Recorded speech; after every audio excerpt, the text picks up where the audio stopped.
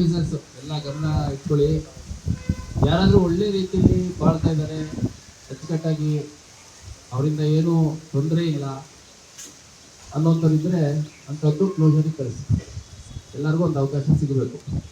ಭಾಳಷ್ಟು ಜನ ನಾನು ನೋಡಿದಾಗ ಕೆಲವರು ಒಂದು ಕೇಸ್ ಇದೆ, 7 ವರ್ಷದ ಕೇಸು ಕ್ಲೋಸ್ ಆಗಿದೆ, ಫ್ಯಾಮಿಲಿಲಿ ಆಗಿರುವಂಥದ್ದು, ಅಂಥವು ಯಾವಿದ್ದಾವೆ ಅಂಥವನ್ನ ಸ್ವಲ್ಪ ಕ್ಲೋಸರ್ ಫಿಟ್ ಇದ್ದಾವೆ ಏನಾಗಿದೆ ನನ್ನ ಹತ್ರ ಬಂದು ಡಿಸ್ಕಸ್ ಮಾಡಿ ಕಳಿಸಿ, ನನಗೆ ಸಮಸ್ಯೆ ಇಲ್ಲ.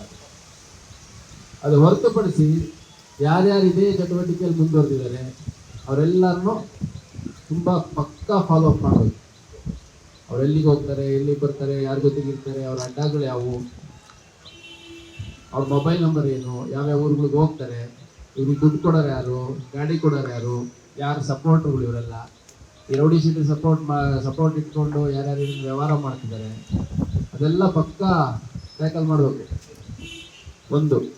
ಎರಡನೇದು, ಇವ್ರು ಎಲ್ಲೆಲ್ಲಿ ಕೆಲಸ ಮಾಡ್ತಿದ್ದಾರೆ ವೆರಿಫೈ ಮಾಡ್ಕೊಳ್ಳಿ. ಈಗ ಯಾರಾದ್ರೂ ಅಕಸ್ಮಾತ್ತು ಈ ಹೆಣ್ಮಕ್ಳ ಮೇಲೆ ತೊಂದರೆ ಕೊಟ್ಟು ಅದ್ರ ಮೇಲೆ ಕೇಸ್ ಆಗಿರೋಂಥರ ಯಾವ್ದಾದ್ರು ಸ್ಕೂಲು ಕಾಲೇಜಲ್ಲಿ ವರ್ಕ್ ಮಾಡ್ತಿದ್ದಾರೆ ಅಂದ್ರೆ ಅಂಥವ್ರಿಗೆ ಅಲೋ ಮಾಡಬಾರ್ದು. ಆಯ್ತಾ? ಯಾವುದೋ ಒಂದು ಪೋಕ್ಸೋ ಕೇಸ್ ಇರುತ್ತೆ, ಪೋಕ್ಸೋ ಕೇಸ್ ಇಟ್ಕೊಂಡು ಅವ್ನು ಯಾವುದೋ ಒಂದು ಶಾಲೆಯಲ್ಲಿ ವರ್ಕ್ ಮಾಡ್ತಿದ್ದಾನೆ ಅಂದ್ರೆ ಅವ್ರಿಂದ ಏನು ಸೆಕ್ಯೂರಿಟಿ ಸಿಗುತ್ತೆ, ಅದು ಸ್ವಲ್ಪ ಇನ್ಶೂರ್ ಮಾಡ್ಕೊಳ್ಳಿ.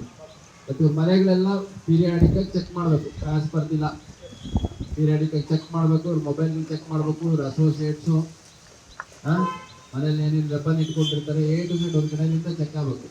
ರೆಗ್ಯುಲರಾಗಿ ಪೊಲೀಸ್ ಸ್ಟೇಷನ್ಗೆ ಕರೆಸಬೇಕು, ಸೈನ್ ಮಾಡಿಸ್ಬೇಕು, ಅವ್ರದ್ದೆಲ್ಲ ಆ್ಯಂಟಿಸಿಡೆಂಟ್ಸ್ ವೆರಿಫೈ ಮಾಡಬೇಕು. ಅವ್ರಗಳ ಕಡೆಯಿಂದಲೇ ಬೇರೆ ಯಾರ್ಯಾರು ಏನೇನು ಚಟುವಟಿಕೆ ಮಾಡ್ತಾರೆ ಅಂತ ತಿಳ್ಕೊಬೇಕು.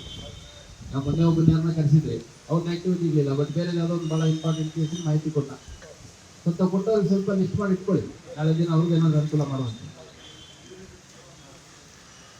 ನೋಡಿ, ಅಚ್ಚುಕಟ್ಟಾಗಿ ಎಲ್ಲರಿಗೂ ಬದಲಾವಣೆ ಆಗ್ಲಿಕ್ಕೆ ಅವಕಾಶ ಇರುತ್ತೆ.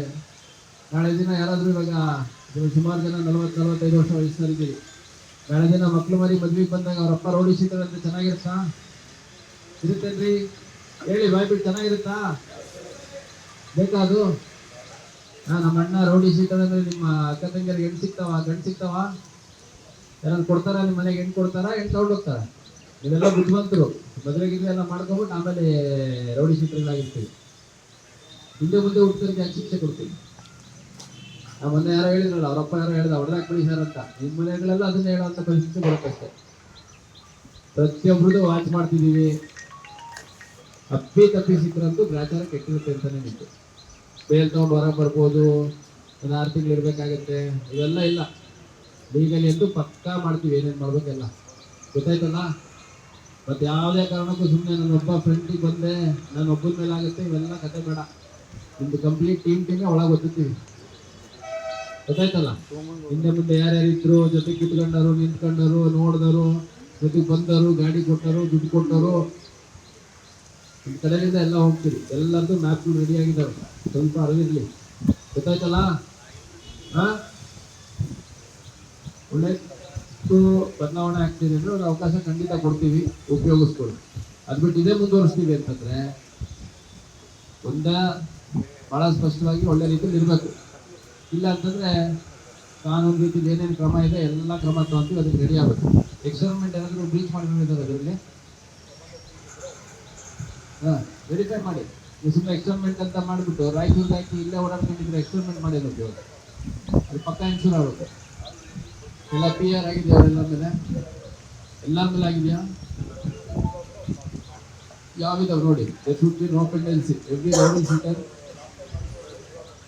ಒಂದು ಪ್ರಿವೆಂಟಿವ್ ಕೇಸ್ ಆಗಿರಬೇಕು, ಇಲ್ಲ ಎಕ್ಸ್ಪೆರಿಮೆಂಟ್ ಆಗಿರಬೇಕು, ಇಲ್ಲ ಗೂಂಡಾ ಆಕ್ಟ್ ಆಗಿರಬೇಕು, ಇಲ್ಲ ವಾರೆಂಟಲ್ಲಿ ಒಳಗಡೆ ಇರಬೇಕು, ಇಲ್ಲ ಕೇಸ್ ಇರಬೇಕು. ಹೊರಗಡೆ ಇದ್ದರೆ ಅಂದರೆ ಅಚ್ಚುಕಟ್ಟಾಗಿ ಇರಬೇಕು.